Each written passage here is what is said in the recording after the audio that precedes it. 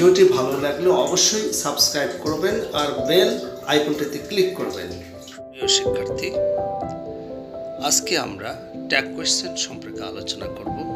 আশা করছি এই আলোচনার পরে আর ট্যাগ কোয়েশ্চেন সম্পর্কে কোনো সমস্যা থাকবে না। আসলে ট্যাগ কোয়েশ্চেন কি?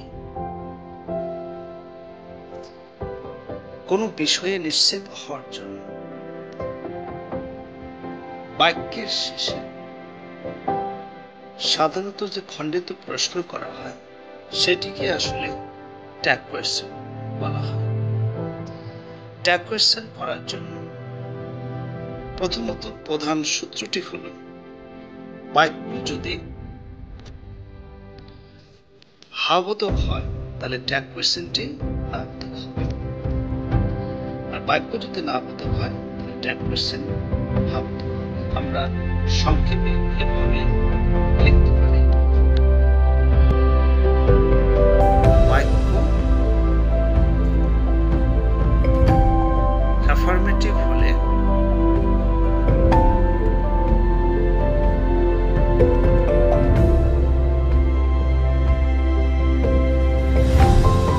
ট্যাগ কোয়েশ্চেন হবে নেগেটিভ।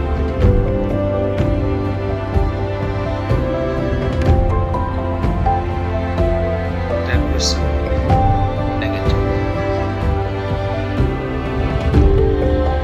তাহলে বাক্য যদি নেগেটিভ হয়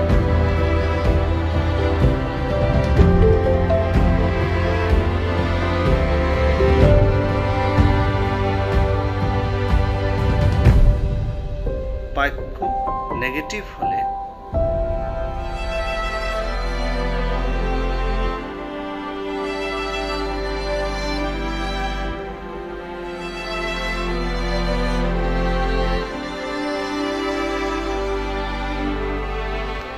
ট্যাগ কোয়েশ্চেন হবে অ্যাফার্মেটিভ। ট্যাগ কোয়েশ্চেন হবে তাহলে এটি হচ্ছে আমাদের প্রধান সূত্র। এটি যদি ভুলে যাও তাহলে আমাদের ট্যাগ কোয়েশ্চেন, তাহলে প্রধান সূত্রটি আমরা বলি বাক্য যদি অ্যাফার্মেটিভ হয় ট্যাগ কোয়েশ্চেন হবে না, বাক্য যদি নেগেটিভ বা নাবোধক হয় তাহলে ট্যাগ কোয়েশ্চেন অ্যাফার্মেটিভ হাবোধক। ট্যাগ কোয়েশ্চেন করার জন্য আমাদের সাহায্যকারী ভার্বস মডাল ভার্বসের কন্ট্রাক্টেড ফর্ম জানতে হবে। এগুলোর মধ্যে 4টি ব্যতিক্রম কন্ট্রাক্টেড ফর্ম রয়েছে। আমরা এই 4টি আগে শিখব।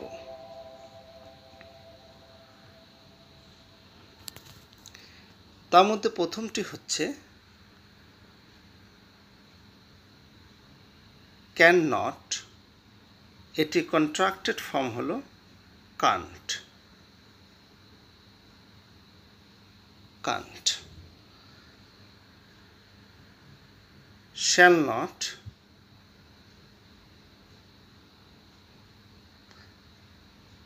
এটি কন্ট্রাক্টেড ফর্ম হলো শ্যান্ট।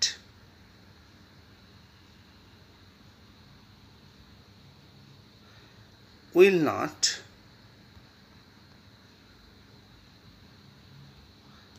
এটি কন্ট্রাক্টেড ফর্ম হলো ওন্ট।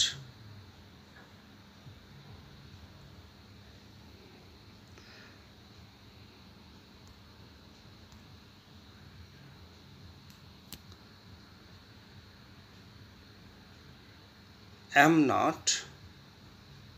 এটি কন্ট্রাক্টেড ফর্ম হলো aren't অথবা ain't। তাহলে আমরা 4টি কন্ট্রাক্টেড ফর্ম হচ্ছে ব্যতিক্রম। প্রথমটি হলো ক্যান নট, থাকলে হবে কান্ট। যদি থাকে শ্যাল নট তাহলে হবে শ্যান্ট। যদি থাকে উইল নট তাহলে হবে ওন্ট। হ্যাভ নট থাকলে হবে aren't অথবা ain't। ক্লিয়ার? এই 4টি বাদে বাকি যতগুলো হেল্পিং ভার্বস এবং মডাল ভার্বস রয়েছে আমরা তার দুটিকে আমরা জয়েন করব, অর্থাৎ যদি have not, has not, had not, should not, might not এরকম যে দুটি অংশ থাকবে, এই দুটো অংশকে আমরা একত্রে করে দেব, যুক্ত করে দেব এবং ওয়ের পরিবর্তে আমরা অ্যাপোস্ট্রফি নেব এই 4টি বাদে। যদি থাকে শুড নট তাহলে হবে শুডন্ট, যেমন আমি একটা এখানে দেখাচ্ছি। যদি থাকে শুড নট, শুড নট তাহলে হবে শুডন্ট। তাহলে কি হবে? তাহলে হবে শুডন্ট, এরকম হবে। যদি থাকে মাস্ট নট,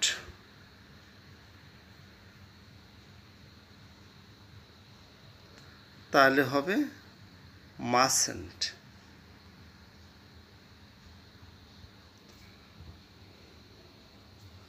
ঠিক আছে? তাহলে 4টি বাদে বাকিগুলোর ক্ষেত্রে জাস্ট আমরা তার পজিটিভ এবং নেগেটিভ অংশটাকে যুক্ত করে দেব, দিয়ে ওয়ের পরিবর্তে আমরা অ্যাপোস্ট্রফি নেব, তাহলে আমরা কন্ট্রাক্টেড ফর্ম তৈরি করতে পারবো। তাহলে কি কি রয়েছে এরপরে? যেমন হ্যাভ নট থাকলে হ্যাভেন্ট, হ্যাজ নট থাকলে হ্যাজেন্ট, ডিড নট থাকলে ডিডন্ট, ডাজ নট থাকলে ডাজন্ট, ডু নট থাকলে ডোন্ট, শুড নট থাকলে শুডন্ট, মাস্ট নট থাকলে মাস্টন্ট, আপ নট থাকলে আপন্ট।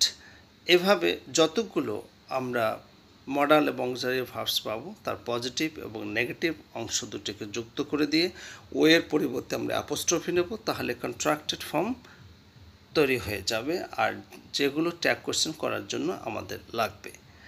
তাহলে এখন আমরা আসি, ট্যাগ কোয়েশ্চেন করার জন্য আমাদের মোট 60টি সাবজেক্টের প্রয়োজন হয় এবং এই সাবজেক্টগুলো হচ্ছে প্রোনাউন।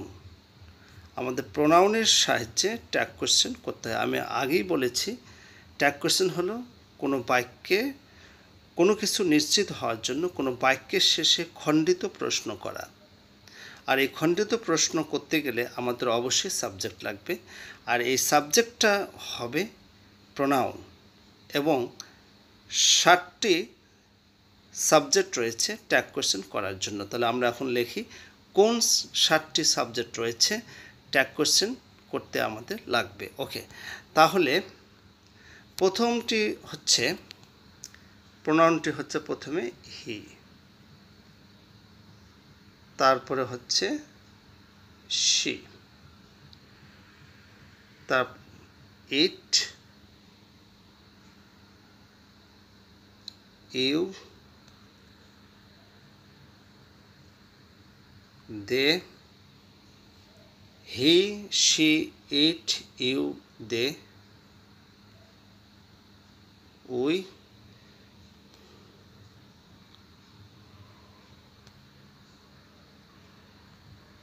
আই,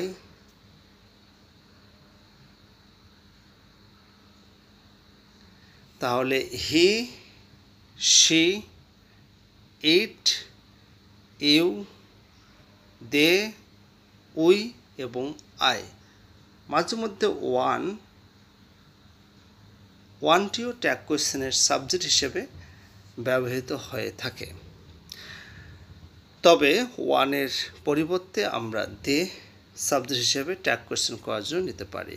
তাহলে এখানে আমরা দেখতে পাচ্ছি মোট 1 2 3 4 5 6 7 8 মোট 8টি আমরা ট্যাগ কোয়েশ্চেনের সাবজেক্ট পেয়েছি।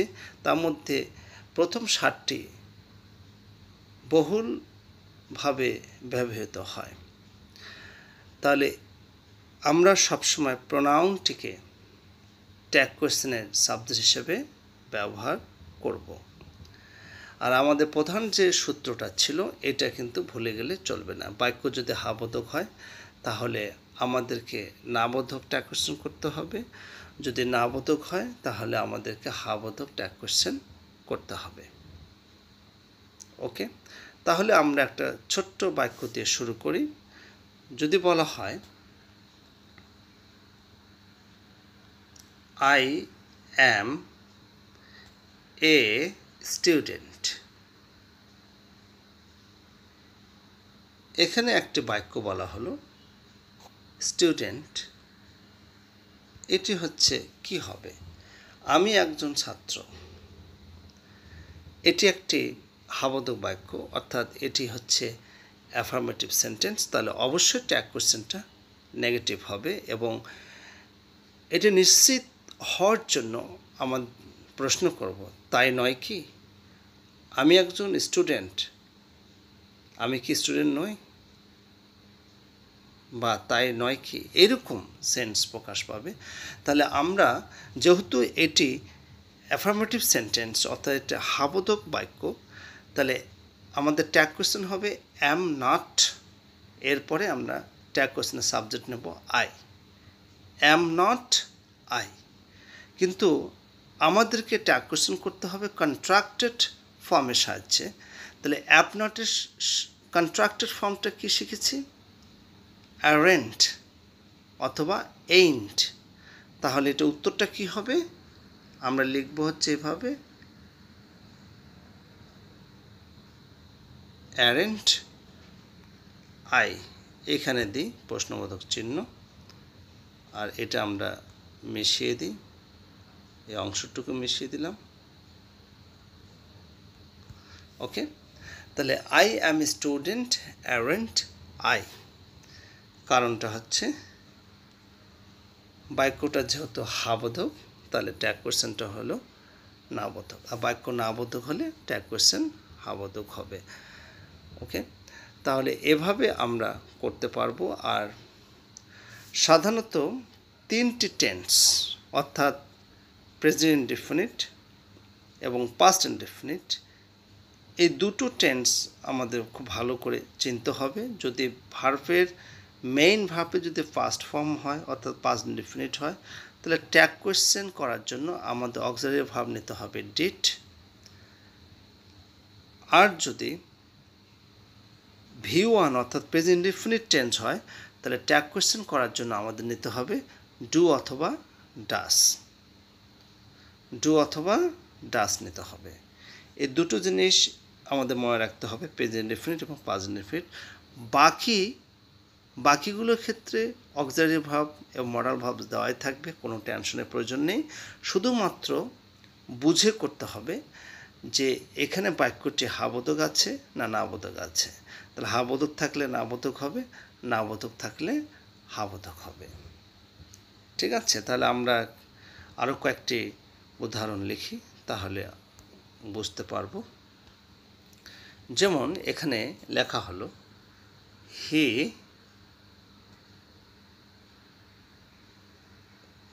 went to Dhaka. He went to Dhaka. ওকে, তাহলে এখানে কমা দিলাম, হি ওয়েন্ট টু ঢাকা। এখানে ওয়েন্টটা হচ্ছে first form, this is the first form of main verb went. তাহলে যদি মেইন ভার্বে ফার্স্ট ফর্ম হয়, তাহলে ট্যাগ কোশ্চেন করার জন্য আমাদের অক্সিলারি ভার্ব নিতে হবে ডেট, যেটা আমি আগেই বলেছি। আর যেহেতু এখানে বাক্যটি হাবোধক অর্থাৎ অ্যাফার্মেটিভ সেন্টেন্স, তাহলে ট্যাগ কোশ্চেন অবশ্যই নেগেটিভ হবে, যেটা আমরা শুরুতে শিখেছি। প্রধান দুটি সূত্র ট্যাগ কোশ্চেন করার জন্য, বাক্য হাবোধক হলে ট্যাগ কোশ্চেন নাবোধক হবে, বাক্য নাবোধক হলে ট্যাগ কোশ্চেন হাবোধক হবে। তাহলে এখানে ওয়েন্ট হচ্ছে মেইন ভার্বের ফার্স্ট ফর্ম, অর্থাৎ this is past indefinite tense. In case of past indefinite tense we have to take auxiliary verb did to make it tag question. Okay, so the answer will be didn't he. Okay, he went to Dhaka the tag question will be didn't he. আমরা আরও একটি example লিখি, যেমন রহিম writes a letter.